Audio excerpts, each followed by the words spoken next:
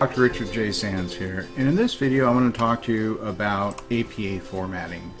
I've taught APA classes over the years since I started teaching in 2007, and with the APA manual it covers a lot of really good information about how to properly format research documents.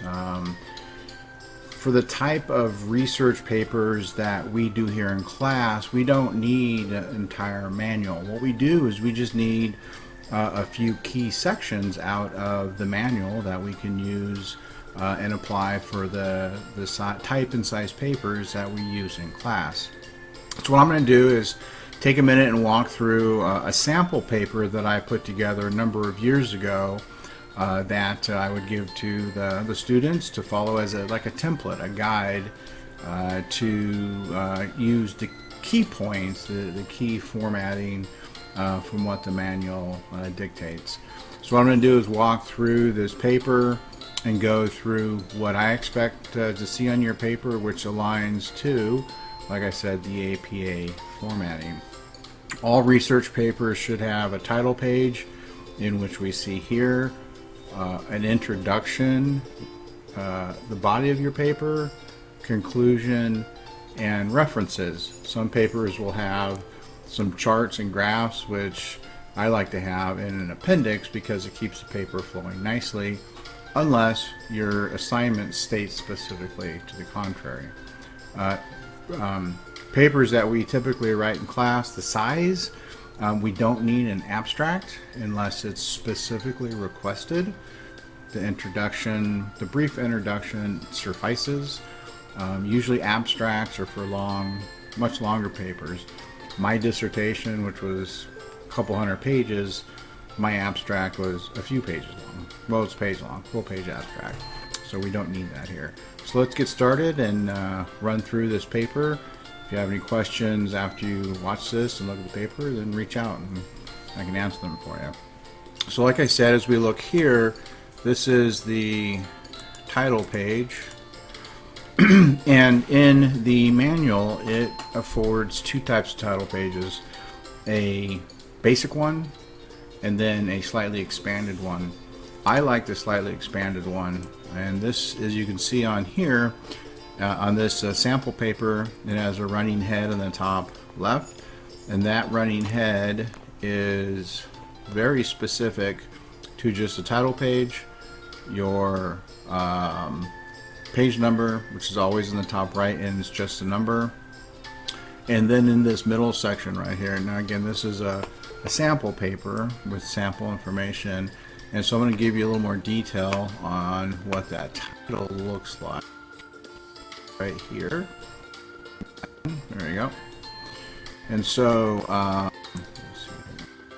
There you go. So the first thing is the assignment name, your name here, the university, the course number, and then my name written just like this, Professor Dr. Richard J. Sands, an MBA, and that stands for Certified Six Sigma Lean Black Belt, and the assignment due date, not the date that you do it, but the assignment due date.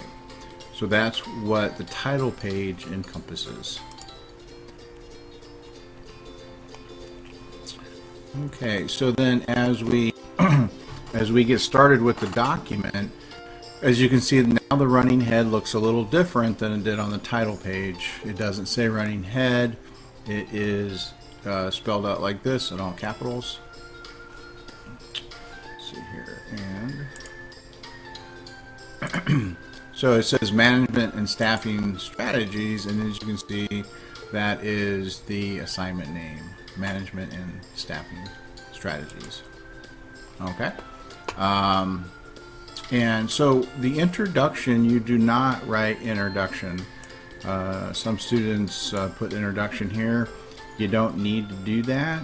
That is the title of the assignment.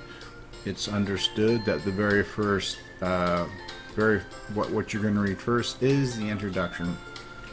The introduction should be a paragraph, which is a paragraph is three sentences minimum. That makes up a paragraph. If you want to add a little bit more, that's okay, but you really don't need to. You want to be clean and concise, clear and concise on your opening paragraph. And here, as you can see, the page number in the top right. Now, what's important is to use what's called level headings.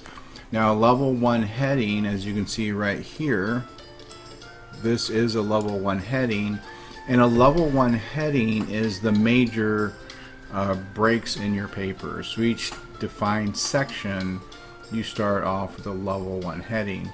Now, some of the size papers that we do in class, you may only need level 1 headings to define the sections of your paper. If you want to break out each section deeper, then you would want to use a level 2 heading, which is right here. And then if you wanted to break that out even deeper, then you can use a level 3 heading. Usually you do not need to go to level 3 headings, but if you do, it's there, and you can always ask me about that or look it up in the manual. So when you have the first major section of your paper, you'd have an introduction to that section, and then go ahead and write about it. Now in this example paper, I actually have one heading of managing, first breakout, management, traditional management, organizing, leadership, and staffing. The paper is there's then the health in the healthcare industry.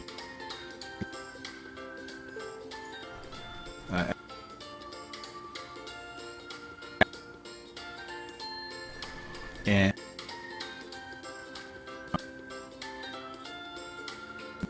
so again,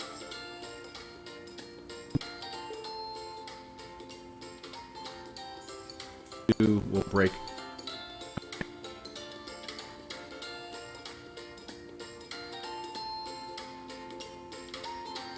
and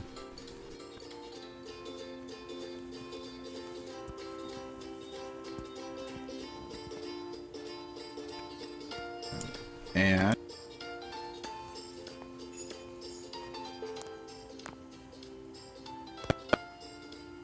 course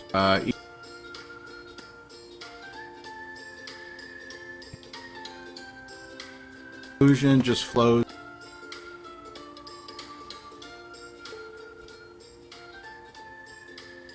Put it on a new page.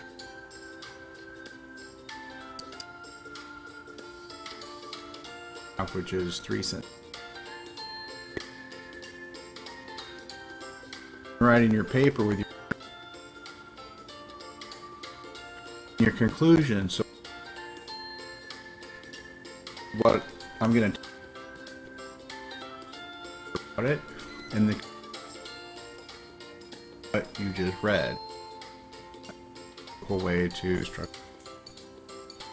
Then and references and just here. Unlike your introduction with the conclusion,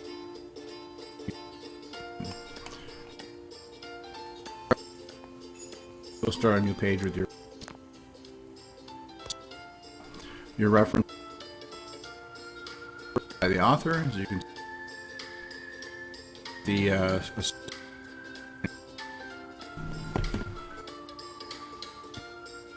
Okay, going on down. Or if you have charts or graphs in the body, now we start with the appendix A. Start a new page itself.